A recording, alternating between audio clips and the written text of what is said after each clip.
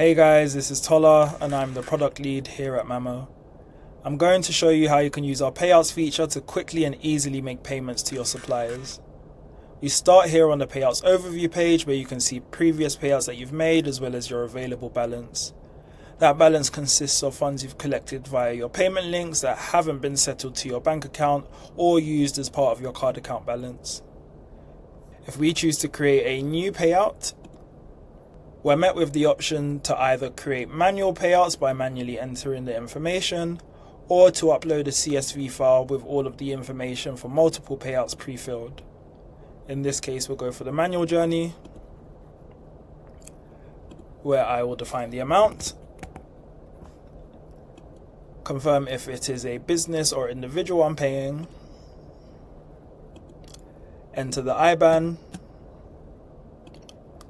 provide the account holder name,